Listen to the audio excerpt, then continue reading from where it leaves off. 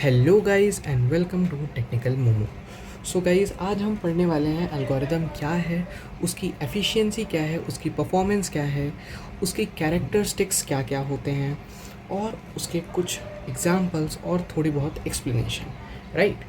So basically ये मैं यहाँ पर तुम्हें एक्सप्लेनेशन दे दूँगा।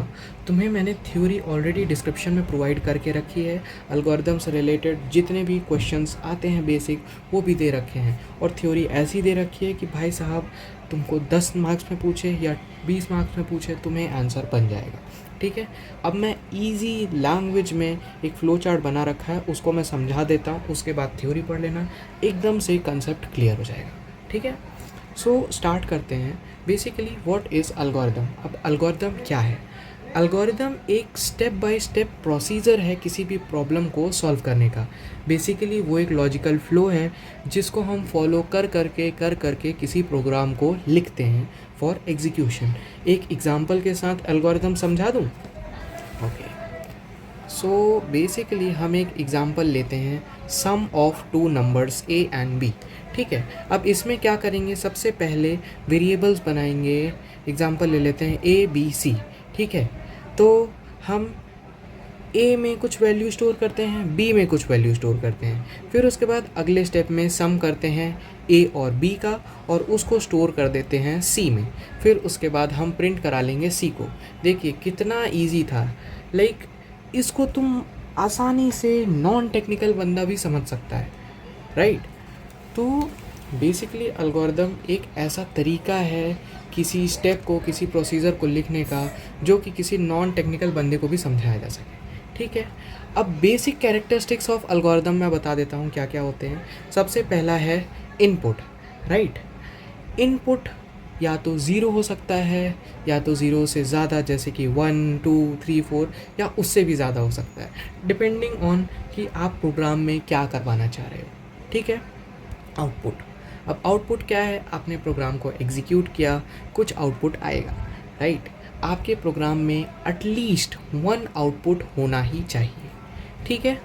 फिर अगला है डेफिनाइटनेस या अनएम्बिग्यूइटी। अब इसको सिंपल भाषा में समझ लो, तुम्हारे प्रोग्राम में एम्बिग्यूइटी नहीं होनी चाहिए। एम्बिग्यूइटी का मतलब यहाँ पर क्या है?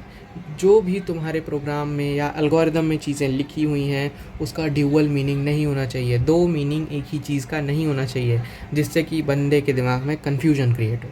ठीक। ओके। सो अगला है फाइनाइटनेस। फाइनाइटनेस क्या हुआ? फाइनाइटनेस का मतलब ये हुआ कि तुम्हारा जो प्रोग्राम है कुछ स्टेप्स के बाद जितना उसको चलना है उसके बाद टर्मिनेट हो जाना चाहिए। ऐसा नहीं होना चाहिए कि भाई साहब चले जा रहे हैं चले जा रहे हैं चले जा रहे हैं, ख़त्म ही नहीं हो रहे हैं, और एट दी एंड भाई साहब क्या आएगा कि भाई तुम्हारा कंप्यूटर ही क्रैश हो गया। यार ऐसा नहीं होना चाहिए। ठीक है। तो इसीलिए एक लिमिट सेट करना ज़रूरी है।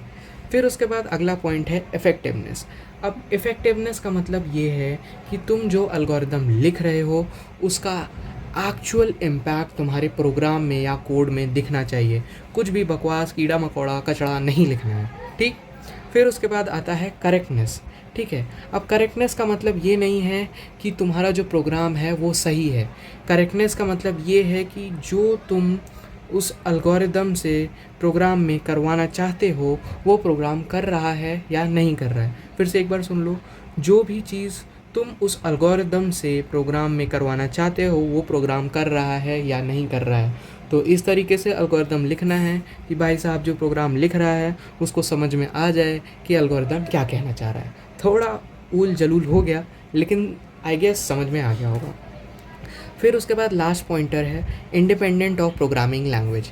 अब इंडिपेंडेंट ऑफ प्रोग्रामिंग लैंग्वेज का मतलब ये है कि तुम्हें एल्गोरिदम जनरल लैंग्वेज में, इंग्लिश लैंग्वेज में या किसी भी ऐसी लैंग्वेज में लिखना है जिससे कि सामने वाले बंदे को आसानी से समझ में आ जाए। ठीक है। कोई भी ऐसी प्रोग्रामिंग लैंग्वेज में नहीं लिख लेना है कि सामने वाले को समझ में ही ना आए। जैसे मान लो तुम्हारा फ्रेंड है, वो C++ समझता है, तुम पाइथन समझते हो। ठीक है। अब तुमने क्या किया, पाइथन में लिख दिया एल्गोरिदम, और वो C++ वाला जो बंदा है वो सर पकड़ के बैठ गया कि भाई साहब इसने ये क्या लिख दिया, मुझे तो कुछ समझ में ही नहीं आ रहा। तो ये चीज़ नहीं होनी चाहिए। इसीलिए प्रोग्रामिंग लैंग्वेज में नहीं लिखना है, जनरल लैंग्वेज में लिखना है। ठीक है।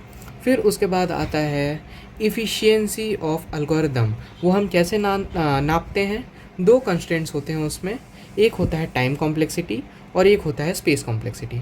अब टाइम कॉम्प्लेक्सिटी क्या है, कितना ज़्यादा टाइम एक एल्गोरिदम ले रहा है किसी भी टास्क को परफॉर्म करने में या एग्जीक्यूट करने में, ठीक है। जितनी ही कम टाइम कॉम्प्लेक्सिटी होगी उतना ही एफिशिएंटली काम करेगा एल्गोरिदम, ठीक है। और स्पेस कॉम्प्लेक्सिटी क्या है, स्पेस कॉम्प्लेक्सिटी का मतलब ये है कि एक एल्गोरिदम रैम में कितना स्पेस ऑक्यूपाई कर रहा है टू एग्जीक्यूट अ प्रोग्राम, ठीक है। जितना कम स्पेस लेगा उतना बढ़िया प्रोग्राम होगा, सिंपल। ये तो खुद से ही समझ में आ गया होगा, ठीक है। अब ये हो गया इफ़िशियंसी। अब है एनालिसिस ऑफ एल्गोरिदम, ठीक है, जिसको हम परफॉर्मेंस ऑफ एल्गोरिदम भी बोलते हैं।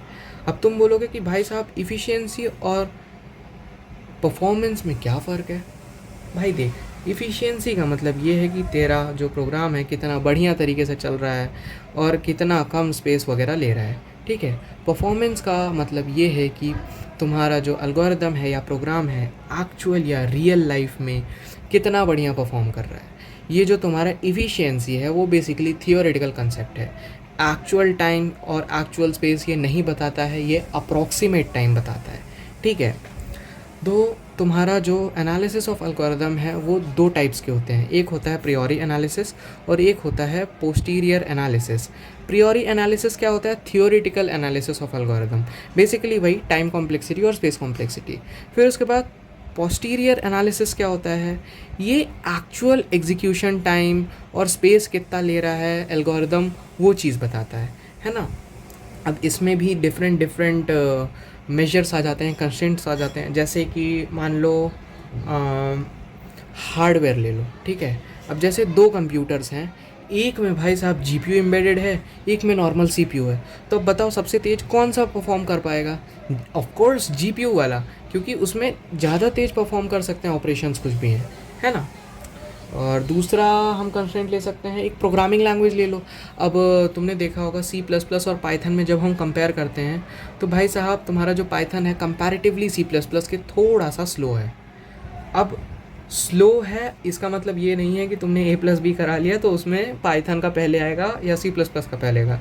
इसका मतलब ये है कि जब तुम बड़ा कोड लिखते हो, एक्सटेंसिव कोड लिखते हो जिसको एक्चुअल टाइम लगता है परफॉर्म करने में, उसमें ये इम्पैक्ट दिखेगा। छोटे मोटे प्रोग्राम तो ऐसे ही चल जाते हैं, ठीक है।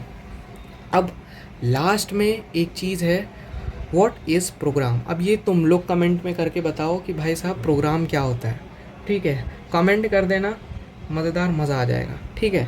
अब मैं बताता हूँ प्रोग्राम क्या है। प्रोग्राम बेसिकली अब तक तो तुम लोग समझ ही गए होगे यार।